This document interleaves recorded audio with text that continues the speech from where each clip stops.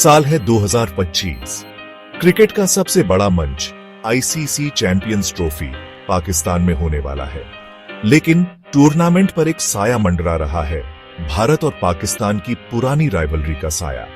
Bharat security concerns का हवाला देते हुए अपनी टीम को बॉर्डर पार भेजने से मना कर देता है। एक समझौता होता है, इंडिया के मैच दुबई में होंगे, एक न्यूट्रल वेन्यू पे, लेकिन कहानी यहीं खत्म नहीं होती।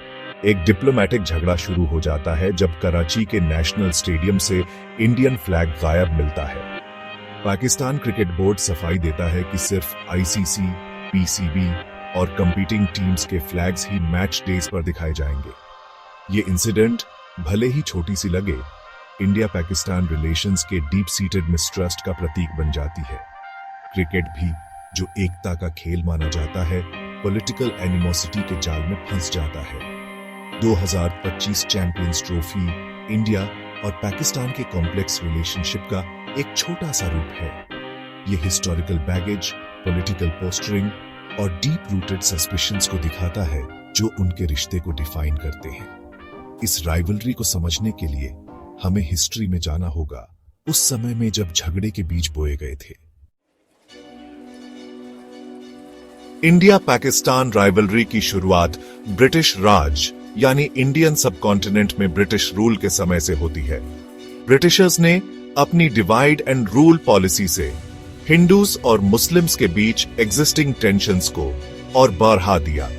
उन्होंने रिलीजियस डिफरेंसेस का इस्तेमाल अपनी पावर बढ़ाने के लिए किया, सस्पिशन और मिसट्रस्ट का माहौल बनाया।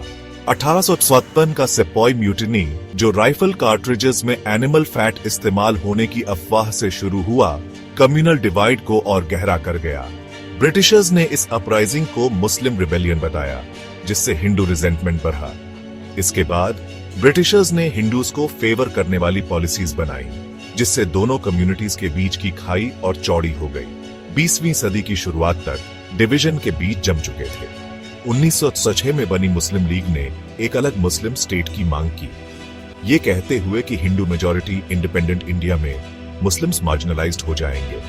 महात्मा गांधी के नेतृत्व वाला इंडियन नेशनल कांग्रेस एक यूनाइटेड इंडिया के लिए लड़ रहा था, हिंदू मुस्लिम यूनिटी पर जोर दे रहा था, लेकिन ब्रिटिशर्स की चालों से बढ़ा हुआ कम्युनल टेंशन कम करना मुश्किल हो गया। 1947 में ब्रिटिश रूल खत्म होने पर इंडियन सबकॉन्टिनेंट दो इंडिपेंडेंट नेशंस में बंट गया, इंडिया और पाकिस्तान। रिलीजन के आधार पर हुआ यह पार्टीशन एक बहुत बड़ा डिजास्टर था, जिसने सबकॉन्टिनेंट पर एक गहरा जख्म छोड़ दिया। लाखों हिंदूज, मुस्लिम्स और सिख्स अपने घरों से बेघर हो गए, सेफ्टी की तलाश में नई बॉर्डर्स के पार जाने पर मजबूर हो गए। पार्टीशन ने बड़े पैमाने पर कम्युनल वायलेंस शुरू कर दी, जिसमें 2 लाख से लेकर 20 लाख तक लोगों की मौत हुई। पार्टीशन की भयावहता दोनों देशों की कलेक्टिव मेमोरी में बस गई और आज भी इंडिया पाकिस्तान रिलेशंस पर साया करती है। पार्टीशन ने कई प्रिंसली स्टेट्स को इंडिया या पाकिस्तान ज्वाइन करने का ऑप्शन भी दिया। जम्मू एंड कश्मीर, जिसकी पॉपुलेशन मुस्लिम मेजॉरिटी थी लेकिन रूलर एक हिंदू महाराजा था, एक बड़ा मुद्दा बन गया, जिससे 1947 में पहला कश्मीर वॉर हुआ। कश्मीर डिस्प्यूट आज भी इंडिया और पाकिस्तान के बीच एक मेजर फ्लैश पॉइंट बना हुआ है। पार्टीशन ने एक कड़वी राइवलरी की नींव रखी, जो 3 मेजर वॉर्स और कई छोटी स्कर्मिशेस में दिखाई दी। 1966 का वॉर, जो पाकिस्तान के ऑपरेशन जिब्राल्टर से शुरू हुआ, बिना किसी नतीजे के खत्म हुआ, लेकिन मिसट्रस्ट और बआशा। 1978 का वॉर, जिसमें इंडिया ने ईस्ट पाकिस्तान की इंडिपेंडेंस स्ट्रगल में मदद की, बांग्लादेश के बनने और पाकिस्तान की हार का कारण बना। लेकिन कश्मीर कॉन्फ्लिक्ट ही इंडिया पाकिस्तान राइवलरी का सबसे बड़ा सिंबल है। दोनों देश पूरे रीजन पर अपना दावा करते हैं और इसके लिए 2 वॉर्स लड़ चुके हैं। लाइन ऑफ कंट्रोल, जो कश्मीर को डिवाइड करती है, डिवीजन और मिसट्रस्ट का सिंबल बन गई है। इंडियन एडमिनिस्टर्ड कश्मीर में चल रही इंसर्जेंसी, सेपरेटिस्ट सेंटिमेंट्स और एलिजेड पाकिस्तानी सपोर्ट से और कॉम्प्लिकेटेड हो जाती है। वॉर्स और अनरिजॉल्व्ड कश्मीर कॉन्फ्लिक्ट का ह्यूमन कॉस्ट बहुत ज्यादा रहा है। हजारों सोल्जर्स और सिविलियंस ने अपनी जान गंवाई है और लाखों बेघर हुए हैं।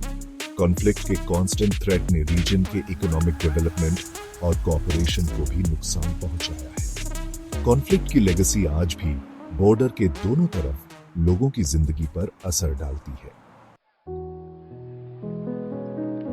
ये 1000 शब्द हो गए, आगे भी कंटिन्यू करूं? इंडिया और पाकिस्तान के बीच कॉन्फ्लिक्ट की कीमत बहुत ज्यादा रही है।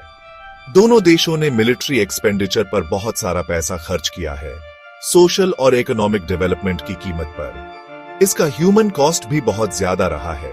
अनगिनत जानें गईं और कम्युनिटीज बेघर हुए। इस दुश्मनी ने गहरा मिसट्रस्ट और नाफरत पैदा की है, जिससे सुलह एक दूर का सपना लगता है। कॉन्फ्लिक्ट के लंबे इतिहास के बावजूद उम्मीद के कुछ पल भी रहे हैं। Diplomatic efforts, people to people initiatives और कल्चरल एक्सचेंजेस ने कभी कभी दोनों देशों के बीच की दूरी कम की है। उम्मीद की ये किरणें हमें याद दिलाती हैं कि पीस मुमकिन है, भले ही इसके लिए दोनों तरफ से बहुत एफर्ट और गुडविल की जरूरत हो।